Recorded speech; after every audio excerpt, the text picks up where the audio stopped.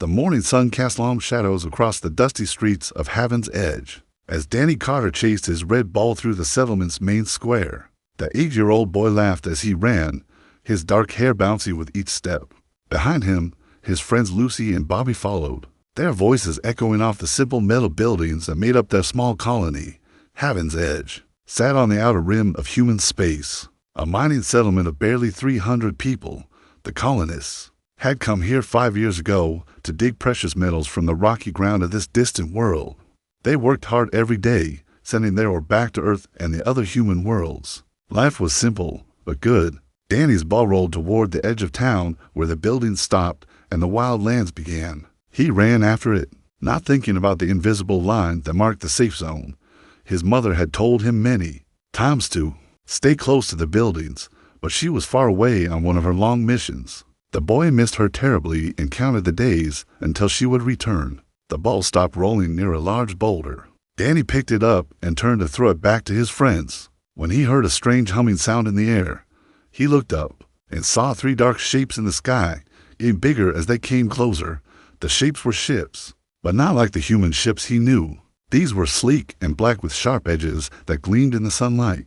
Lucy screamed from behind him, "Danny, come back.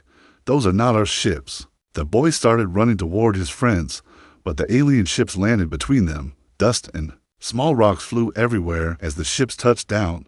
Danny coughed and covered his eyes, trying to see through the swirling cloud.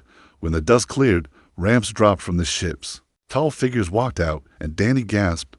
They looked like giant lizards walking onto legs. Their skin was dark green and covered with scales that sparkled in the light. They wore black uniforms with strange symbols and carried weapons that glowed with blue energy. These were Zephyrians, soldiers of the great empire that ruled most of the galaxy. Danny had heard the adults talk about them in whispers. The Zephyrians thought they were better than everyone else and treated other races like pets or slaves. The lead soldier was taller than the others. His scales were darker, almost black, and he had scars across his face. His yellow eyes looked around the settlement with disgust. This was Lieutenant Commander Vexstar, though Danny did not know his name. Jake Morrison, the colony leader, came running from the main building.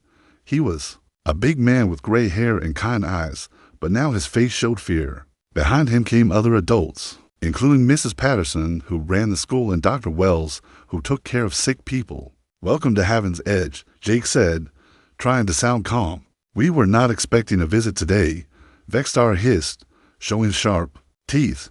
"We do not need your permission to come here, human. This world belongs to the Zephyrian Empire.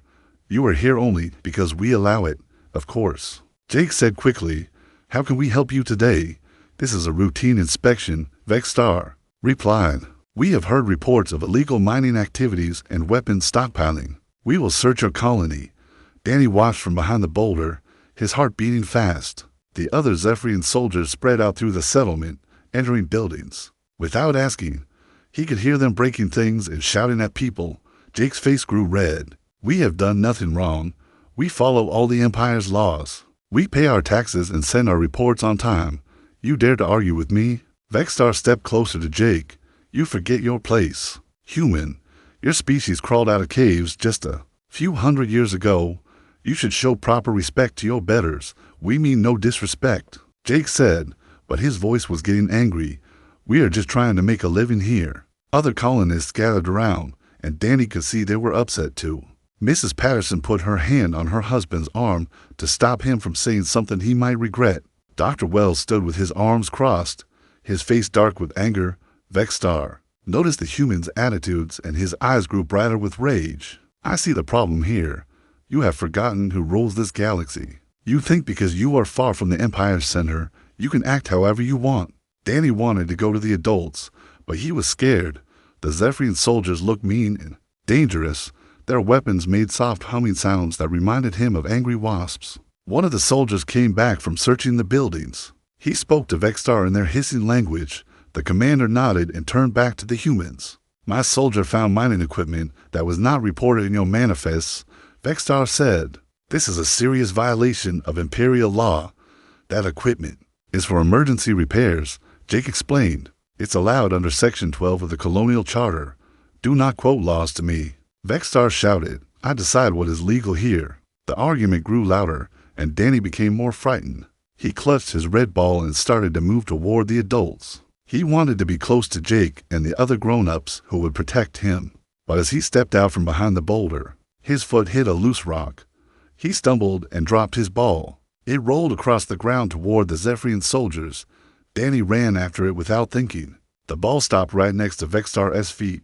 The boy reached down to pick it up, but as he stood up, he bumped into the tall alien's leg. Everything went quiet.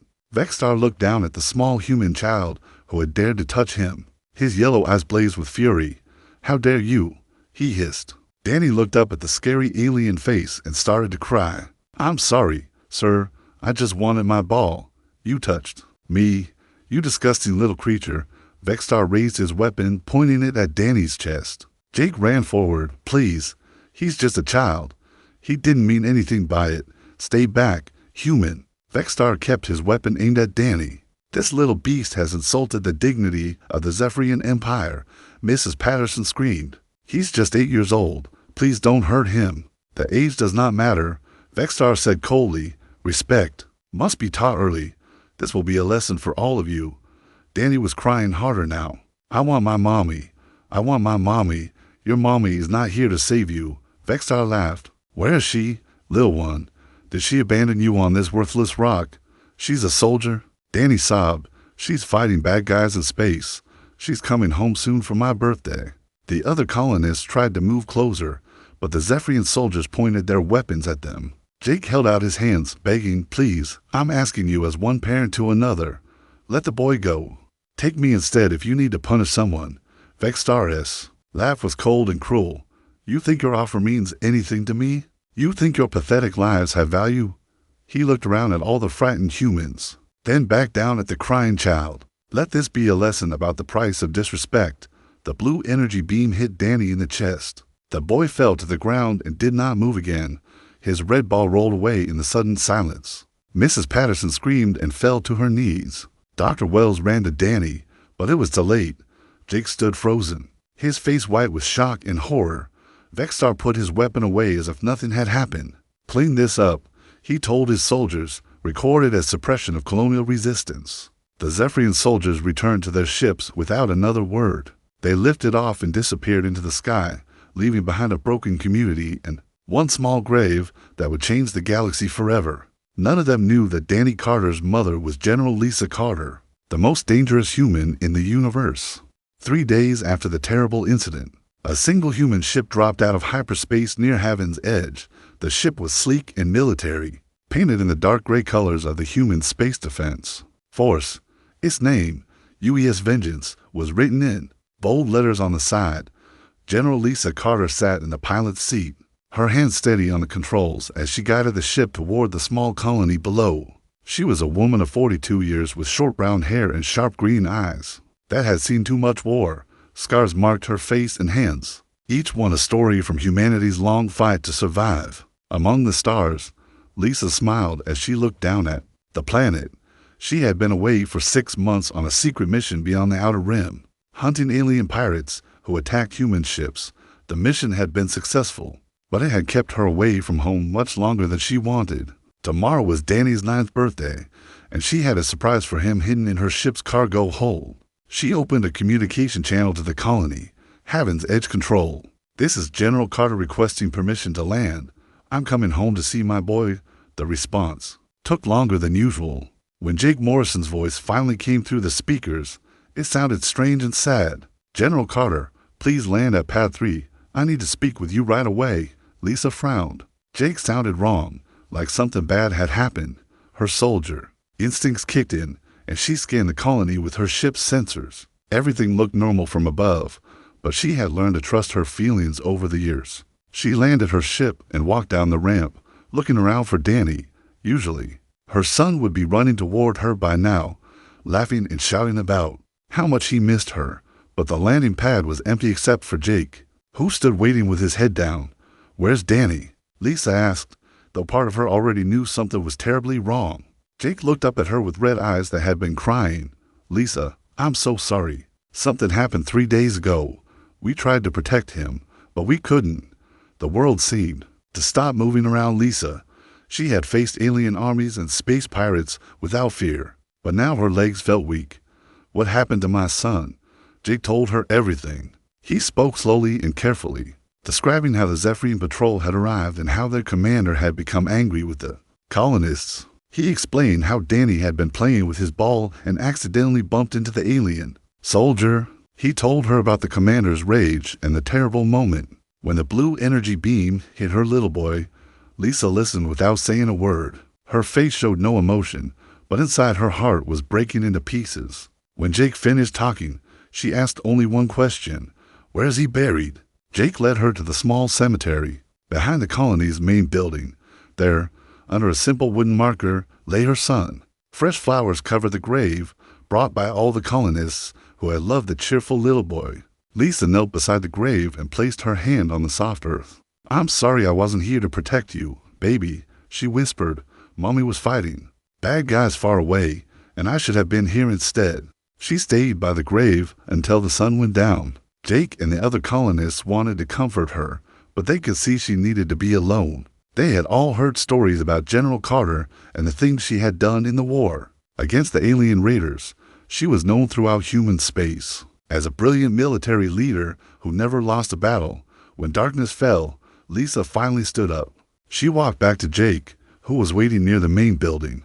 "Tell me about the Zephyrian soldiers," she said in a voice as cold as space itself. "I want to know everything about them." Jake gave her all the details he could remember. The commander's name was Vexstar, and he commanded the 47th Imperial Guard Battalion. They had come from the Zephyrian base on Kepler Prime, about 2 weeks away by normal space travel. They said it was a routine inspection, Jake explained, but they were looking for excuses to cause trouble. "That commander, he seemed to enjoy making us afraid." Lisa nodded slowly. "Did they say anything else? Any other names or places?" Mrs. Patterson stepped forward. She had been listening to their conversation. "The commander mentioned something about teaching lessons to other human colonies. He said our kind needed to learn proper respect." "I see." Lisa's voice was so quiet that Jake had to lean closer to hear her. "They think we're weak because we care about our children." She walked back to her ship and spent the night in the cargo hold, sitting next to the birthday present she had brought for Danny. It was a model spaceship, painted bright red like his favorite ball. She had planned to teach him how to fly it using the remote control. The next morning, Lisa sent a coded message to Colonel Ben Parker, her most trusted officer. Ben had served with her for 15 years and would follow her orders without question. The message was short: "Danny is gone. I need our people. Come to Heaven's Edge immediately." Within hours, her communication system began receiving replies from officers and soldiers throughout human space. Major Kate Sullivan, who commanded the elite 5th Reconnaissance Unit; Captain Rick Chan, leader of the best commando team in the fleet; Commander Amy Brooks, the most skilled pilot in the human space defense force. One by one, Lisa's most loyal and deadly warriors confirmed they were coming. Jake found Lisa in her ship, staring at star charts on her computer screen. "General, what are you planning?" Lisa looked up at him with eyes that seemed to burn like stars. "I'm going to find the soldiers who killed my son, and then I'm going to make them pay." "Lisa, I understand how you feel," Jake said carefully. "We all love Danny, but you can't fight the entire Zephyrian Empire by yourself." "I'm not going to fight them," Lisa replied. "I'm going to destroy them." She turned back to her computer and began typing commands. Jake watched as she accessed military databases that were supposed to be secret. Her security clearance was so high that she could see information about enemy positions, supply lines, and troop movements throughout the galaxy. "The Zephyrians think they know humans," Lisa said as she worked. "They think we're soft because we love our families. They think caring about our children makes us weak." She pulled up files about the 47th Imperial Guard Battalion and began studying their recent missions. "They're wrong. Caring about our children makes us the most dangerous species in the galaxy." Over the next 2 days, Lisa's officers began arriving at Heaven's Edge. They came in small groups to avoid attracting attention, but soon the colony had more elite human soldiers than it had ever seen. These were not ordinary troops. They were the best fighters humanity had produced, veterans of a dozen wars who had followed Lisa Carter through impossible battles. Ben Parker was the first to arrive. He was a tall man with gray hair and kind eyes, but Lisa knew he could be as ruthless as any warrior when the situation demanded it. He found Lisa standing by Danny's grave, holding the model spaceship she had brought as a birthday gift. I heard. What happened? Ben said softly. The whole fleet is talking about it. Every human soldier in space wants to help you. Good, Lisa replied, because I'm going to need them all. She turned to face her old friend. Ben, do you remember what I told you when we first met? When those alien pirates killed my parents on New Boston? Ben nodded. You said you would make them pay for every human life they took. I kept that promise. We hunted down every single pirate crew in the Outer Rim. We made space safe for human families. Lisa looked back at her son's grave. Now someone has taken my child, and they're going to learn why that was the biggest mistake in galactic history. That night, Lisa gathered all her officers in the colony's meeting hall. She stood before them with a holographic map of Zephyrian space floating behind her. Ladies and gentlemen, she began, 3 days ago, Zephyrian soldiers murdered my 8-year-old son because he accidentally bumped into their commander. They killed a child to teach us humans about respect.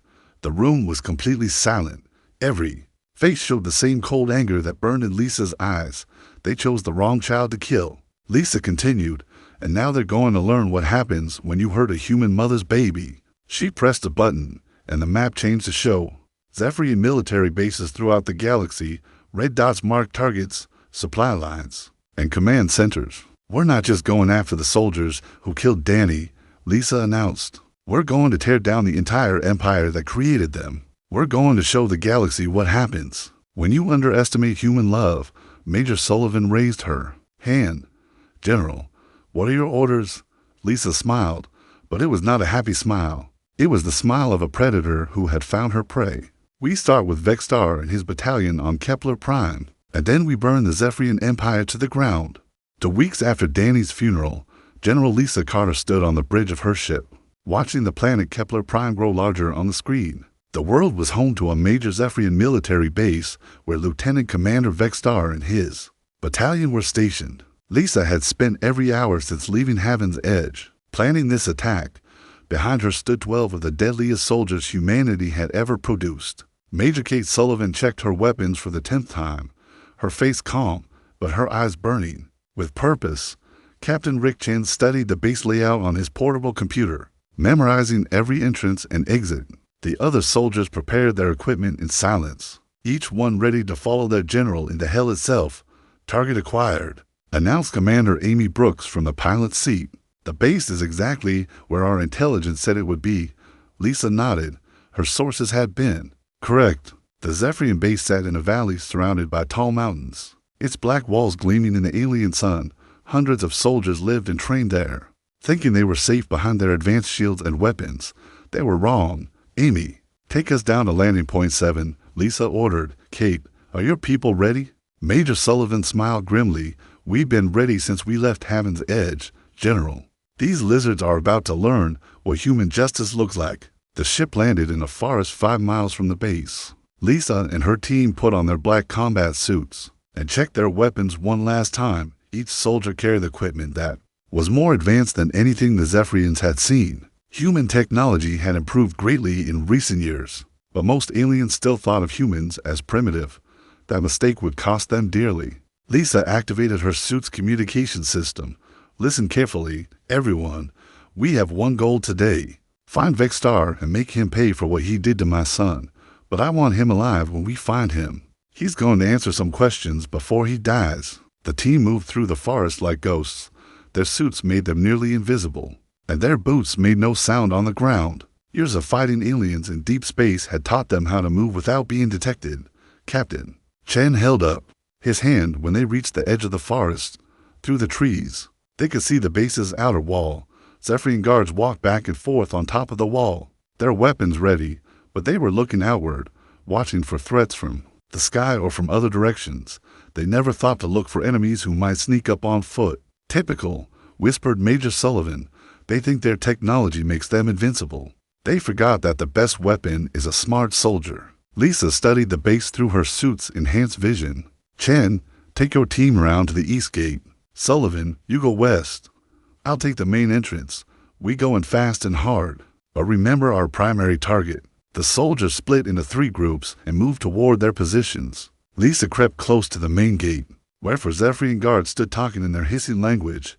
They looked bored and lazy, not expecting any trouble on their quiet base. Lisa pressed a button on her wrist, sending a signal to her teams. 3 seconds later, chaos erupted around the entire base. The first explosions came from the power generators that Chen's team had sabotaged. The base's lights went out, and its defensive shields flickered and died. At the same time, Sullivan's commandos cut through the western wall with their plasma torches, creating holes for the assault teams to pour through.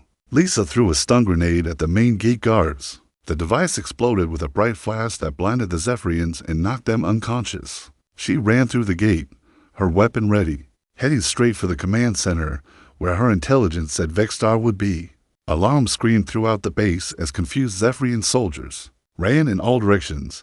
They had trained for attacks from other alien armies or space battles, but they had never faced human special forces operating at night with advanced stealth technology. Lisa moved through the base corridors like death itself. Any Zephyrian who tried to stop her fell to her weapon before they could even raise their own guns.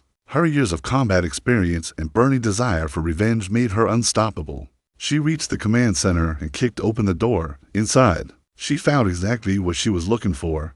Vexstar stood behind a control panel, frantically trying to call for help on his communication system. 3 other officers were with him, all looking terrified as the sounds of battle grew closer. Going somewhere?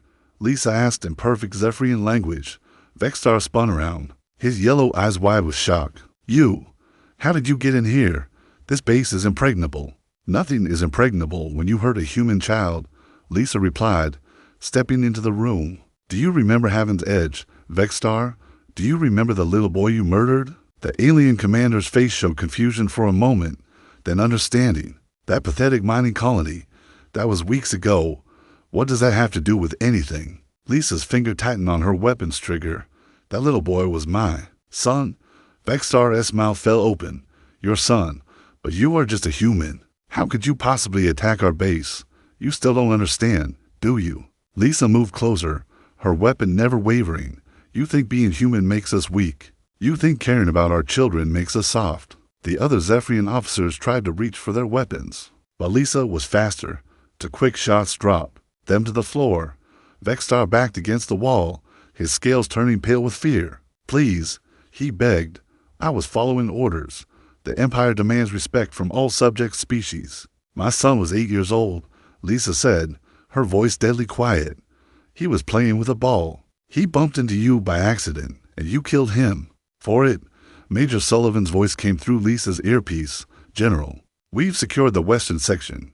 Chen has the eastern side. The entire base is under our control. Good, Lisa replied, still staring at Vexstar. Any survivors? A few. Most of them surrendered when they realized they were facing human special forces. Should we take prisoners? Lisa thought about her son's grave back on Heaven's Edge. No prisoners today, Kate.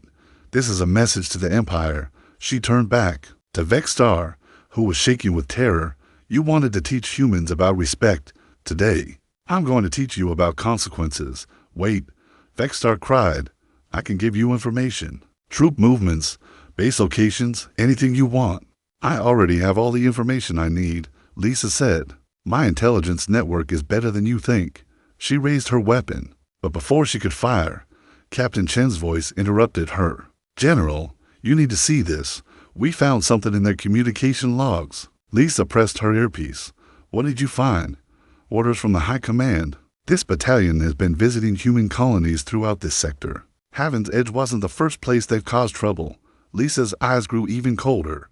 How? Many other colonies? At least 6 in the past month. In general, there are more orders here. They've been instructed to increase pressure on human settlements. Something about teaching the humans their place in the Empire. Lisa looked back at Vexstar with new understanding. This wasn't just random cruelty, was it?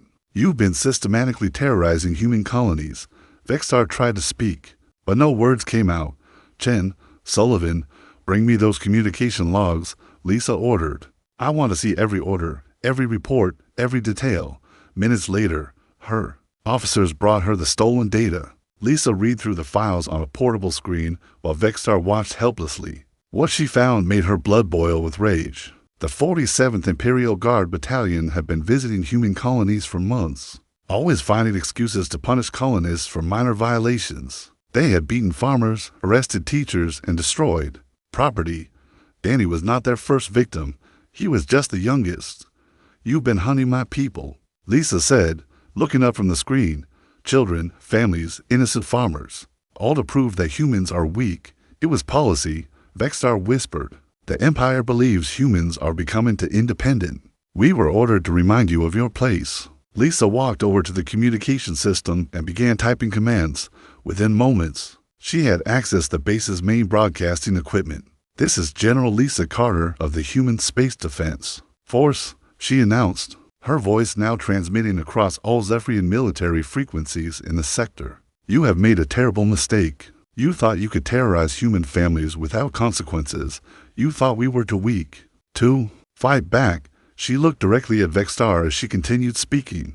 "You killed my son. You murdered other innocent humans. And now you will learn what happens when you hurt a human mother's child." Lisa raised her weapon and fired.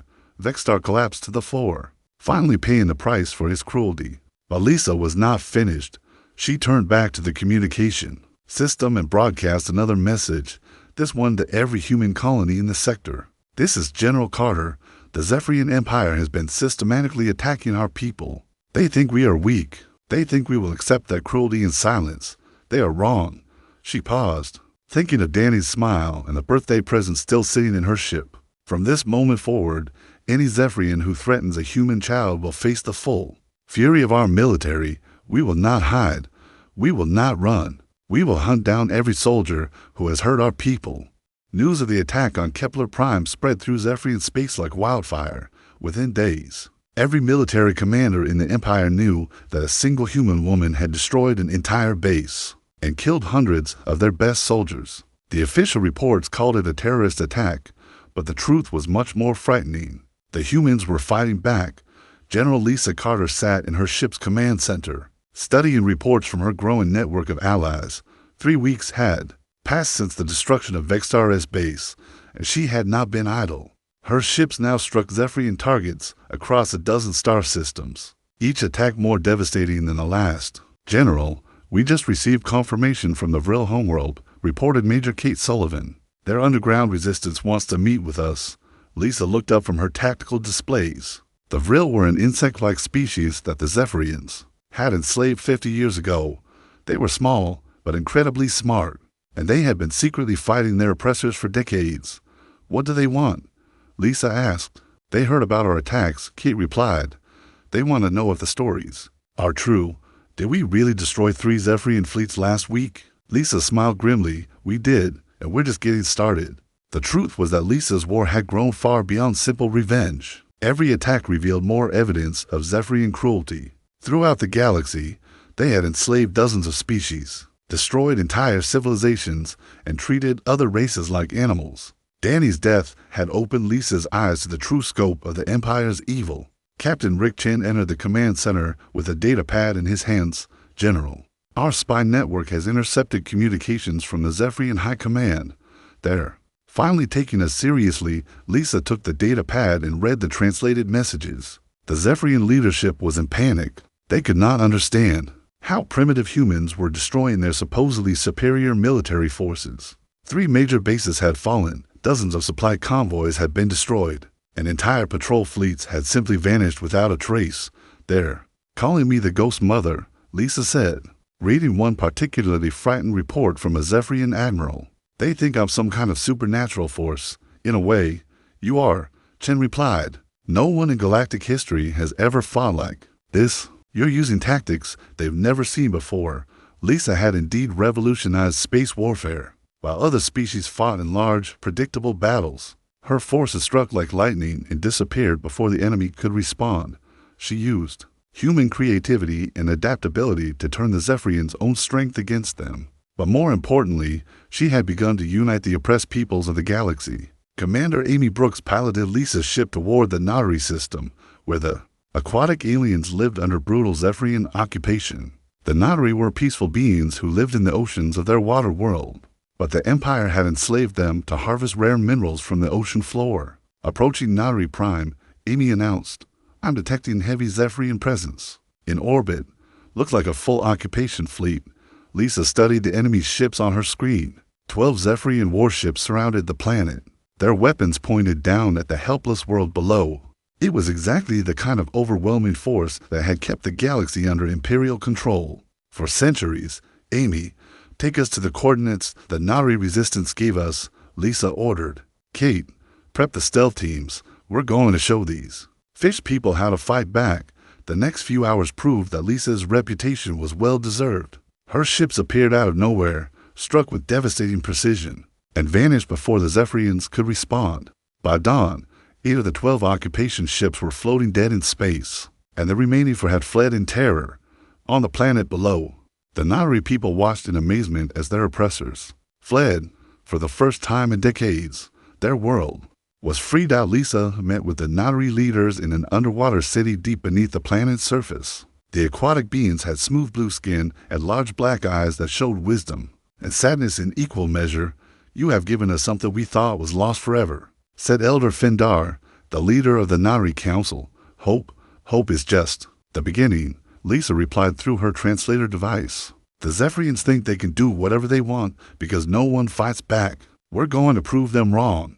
Elder Findar nodded slowly. The deep currents speak of change coming to the galaxy. The old order will fall, and something new will rise in its place. The Zephyrians killed my child, Lisa said simply. They thought it would make humans afraid. Instead, it made us angry, and an angry human is the most dangerous thing in the universe. Word of the Nari liberation spread quickly through the underground networks that connected the Empire's oppressed peoples. Soon, Lisa began receiving messages from resistance groups throughout Zephyrian space. The Krell, a warrior species that had been defeated in battle 50 years ago. The Yith, ancient beings whose wisdom had been suppressed by Imperial law. The Doru, whose peaceful nature had made them easy targets for conquest. All of them wanted to join Lisa's war. Major Sullivan established training camps on hidden asteroids and remote moons, where human instructors taught alien fighters the new tactics Lisa had developed. The lessons were simple but revolutionary: strike fast, hit hard, and disappear before the enemy can respond. Use their size and numbers against them. Turn their confidence into weakness, but perhaps most importantly, never give up hope. Within 2 months, Zephyrian forces across the galaxy found themselves under attack from enemies they had thought were completely defeated. The Vril emerged from their underground tunnels to sabotage mining operations. The Nari used their knowledge of ocean worlds to destroy underwater bases. The Krell proved that their warrior spirit had never been broken, and behind it all, coordinating every attack and planning every strike, was the human woman who had declared war on an empire because they killed her son. Emperor Thraxmal sat on his throne in the Imperial Palace on Zephyr Prime, reading reports that filled him with growing dread. The empire that had dominated the galaxy for over 1,000 years was falling apart, and it was all because of one human female. How is this possible? He demanded of his military advisors. She is just one person, one primitive human. General Korvac, the Emperor's chief military officer, shifted nervously. Your Majesty, our intelligence suggests she is not acting alone. She has united many of the species we have conquered. They are coordinating their attacks. Impossible. Thraxmal roared. Those species are weak. We defeated them easily. Yes, Your Majesty, Korvac agreed. But they were fighting alone then. Now they fight together. And they fight with human tactics. It changes everything. The Emperor stood up from his throne and walked to a massive window that looked out over his capital city. For 1,000 years, the Zephyrian Empire had ruled through fear and overwhelming force. They had never faced an enemy who could unite their victims and turn their own strength against them. What do our spies tell us about this ghost mother? Thraxmal asked. Very little, Your Majesty. She appears to be a high-ranking human military officer, but her real identity remains unknown. What we do know is that she seems to have access to advanced human technology and unlimited resources, and her motivation. Korvac hesitated. Our reports suggest that her campaign began after Zephyrian forces killed a human child on a minor colony world. Apparently, the child was related to her in some way. The Emperor turned back to his advisor with disbelief in his yellow eyes. Are you telling me that our empire is being destroyed because one of our officers killed a human puppy? That appears to be the case, Your Majesty. Thraxmal was silent for a long moment. considering the implications. The Zephyrian Empire had built its power on the belief that other species were weak and divided. They had never imagined that killing one small being could unleash such devastating consequences. Double our patrols, the Emperor finally ordered. Increase security at all major installations. And find this ghost mother. I want her brought to me alive. But even as he gave these orders, Thraxmal knew that his empire was in serious trouble. The old ways of ruling through fear and brute force were no longer working.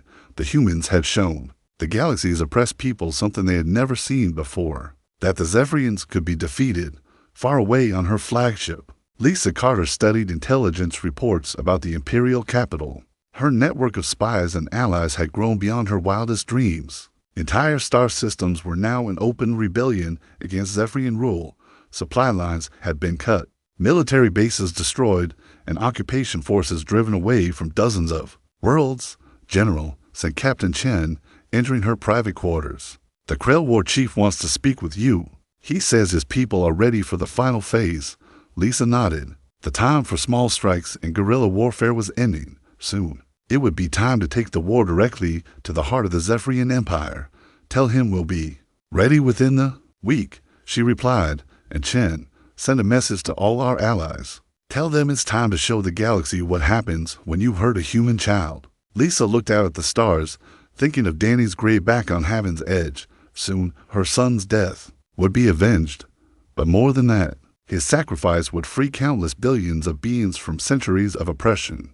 The massive fleet assembled in the darkness between the stars looked like nothing the galaxy had ever seen before. Hundreds of ships from dozens of different worlds floated in perfect formation, their weapons charged and their crews ready for the final battle.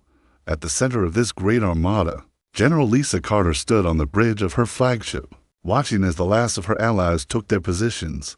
6 months had passed since Danny's death, and Lisa's war had grown beyond anything the Zephyrian Empire could have imagined. What started as one mother's quest for revenge had become the largest rebellion in galactic history. The Vril brought their advanced technology, the Notary provided their knowledge of space navigation, and the Krell offered their fierce warrior spirit, together with human military expertise. They had forged an alliance that could challenge the Empire itself. All ships report ready. General, announced Major Kate Sullivan from her position at the tactical console. The Krell War fleet is in position on our left flank. The Nari deep space raiders are ready on the right. The Vril stealth ships are already moving toward their targets. Lisa nodded, her eyes fixed on the main screen where their destination waited. Zephyr Prime, the homeworld of the Empire, hung like a dark jewel in space. Around it, the most powerful fleet in galactic history stood guard. Over 1,000 Zephyrian warships protected their capital, their weapons pointed outward to face any threat, but they had never faced anything like this. Captain Chen opened a channel to all ships. Lisa ordered. Rick Chen's fingers moved across his console. Channel open, General. Lisa took a deep breath, thinking of her son's gray back on Heaven's Edge. This is General Carter to all alive forces. Today we end 1,000 years of Zephyrian tyranny. Today we show the galaxy that no empire is too big to fall when good people stand together. She paused, looking around at her bridge crew. These people had followed her across the galaxy, fighting battle after battle because they believed in her cause. They killed my child because they thought humans were weak, Lisa continued. They thought caring about our families made us easy to defeat. Today we prove them wrong. Today we show them that love is not weakness. Love is the strongest force in the universe. Voices came back through the communication system in dozens of languages as alien captains acknowledged her words. The Krell warriors roared their battle cries. The Notary sang their ancient war songs. The Vril clicked their approval in their insect language. All ships, begin the attack. Lisa commanded. The battle for Zephyr Prime began with the Vril stealth ships striking the Empire's outer defense stations. The insect warriors had spent weeks sneaking close to the planet, using their advanced technology to remain invisible. Now they emerged from hiding to destroy the sensor networks and communication relays that the Zephyrians depended on. As the defense stations exploded in bright flashes of light, Lisa's main fleet charged forward. The Zephyrian warships turned to meet them, their massive guns firing deadly energy beams across space. But the Alliance had learned from every previous battle. They did not fight like the Empire expected. Instead of meeting the Zephyrians head-on, The Allied ships spread out and attacked from all directions at once. The Notary used their ship's ability to move through water to hide in the ice clouds surrounding the system's outer planets. The Krell warriors engaged the enemy in fierce close combat, their heavily armored ships ramming into Zephyrian vessels. And the humans did what they did best. They adapted, improvised, and found ways to turn the enemy's strength against them. Amy, take us through that gap in their formation, Lisa ordered Commander Brooks, who piloted the flagship with incredible skill. Kate, target their command ship. If we can take out their leadership, the rest will fall apart. The battle raged for hours, filling space with explosions and debris, but slowly, surely, the Alliance began to win. The Zephyrians had superior numbers and technology, but they could not match the determination and creativity of their enemies. They had ruled through fear for so long that they had forgotten how to fight against people who had nothing left to lose. Lisa watched as enemy ships fell one by one. Each explosion brought her closer to her goal, but she felt no joy in the destruction. This was not about celebration. This was about justice. General, we're receiving a transmission from the planet's surface, reported Captain Chen. It's coming from the Imperial Palace. Put it on screen, Lisa ordered. The image that appeared showed Emperor Thraxmal standing in his throne room, surrounded by his remaining guards. The Zephyrian ruler looked older than his pictures, his scales dull and his yellow eyes filled with desperation. I am Emperor Thraxmal of the Zephyrian Empire, he announced. I demand to speak with the leader of this attack. Lisa stepped forward so the Emperor could see her clearly. I am General Lisa Carter. You have something that belongs to me. Thraxmal's eyes widened with surprise. You are just a human female. How is this possible? How have you destroyed my empire? Your empire destroyed itself, Lisa replied calmly. You built it on cruelty and fear. You forgot that even the smallest being has value. You killed my son, and now you face the consequences. Your son. The Emperor looked confused. What son? I have never even heard of you before this war began. Lisa's voice grew cold as space itself. 6 months ago, one of your commanders killed an 8-year-old human boy on Heaven's Edge. The boy was playing with a ball. He bumped into your soldier by accident. Your commander executed him as an example to other humans. Understanding slowly dawned in Thraxmal's eyes. That was you. All of this destruction, all these deaths, because of one small incident on an unimportant colony world? That small incident was my child's life, Lisa said. And yes, Emperor, all of this is because you thought human children were worthless. Round them, the space battle continued to rage, but both leaders ignored the explosions and weapons fire. This conversation was more important than any battle. I could have overlooked one death. Thraxmal said desperately. Your species could have had compensation. There was no need for this war. Lisa shook her head. You still don't understand. My son wasn't the first child your soldiers killed. We found the records. Your forces have been terrorizing innocent families across the galaxy for years. Danny was just the one that broke my heart. The Emperor's shoulders slumped as he realized the truth. His empire had fallen not because of superior technology or greater numbers, but because they had finally hurt someone who refused to accept cruelty as normal. What do you want? He asked quietly. I want you to surrender, Lisa replied. I want you to order all Zephyrian forces to lay down their weapons, and I want you to face justice for the crimes your empire has committed. Thraxmal looked around his throne room, seeing the fear in his guards' faces. Outside, the sounds of battle were getting closer as Lisa's forces fought their way toward the palace. And if I refuse, Lisa's smile was sad but determined, then my allies will take this planet by force, and many more people will die. The choice is yours. Emperor, the Zephyrian ruler was silent for a long moment. Finally, he walked to his communication console and began typing commands. I, Emperor Thraxmal, hereby order all Zephyrian military forces to cease hostilities and surrender to the Allied fleet. He announced to his entire empire. The war is over. One by one, the enemy ships around Zephyr Prime stopped firing and lowered their shields. Across the galaxy, Zephyrian commanders received the Emperor's message and laid down their weapons. The empire that had ruled for 1,000 years had fallen in a single day. Lisa felt tears running down her cheeks as she watched the surrender. It was over. Danny's death had been avenged, and billions of oppressed beings across the galaxy were finally free. 3 days later, Lisa stood in the garden she had built around Danny's grave. On Heaven's Edge, representatives from dozens of worlds were gathering there to sign the new Galactic Peace Treaty. The Zephyrian Empire was gone, replaced by a confederation of free worlds that promised to protect all children, regardless of their species. The memorial garden was beautiful, filled with flowers and plants from every world in the Alliance. In the center, Danny's grave was marked by a simple stone that read, Danny Carter, age 8, the boy whose death freed the galaxy. Ambassador Findar the Nari approached Lisa as she knelt beside the grave. General Carter, the council is ready to begin the ceremony. Lisa looked up at the gentle aquatic being.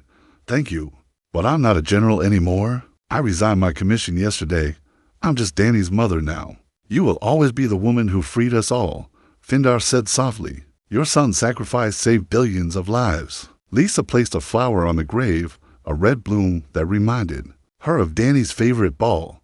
I would trade all those lives to have him back, but I know he would be proud of what we accomplished. As the ceremony began, Lisa thought about the future. The galaxy was free, but it would take time to heal from centuries of oppression. There would be challenges ahead, conflicts to resolve, and rebuilding to do. But for the first time since Danny's death, Lisa felt hope. Her son had not died in vain. His memory had inspired the greatest liberation in galactic history, and somewhere among the stars, a little boy's laughter echoed through the cosmos, finally at peace.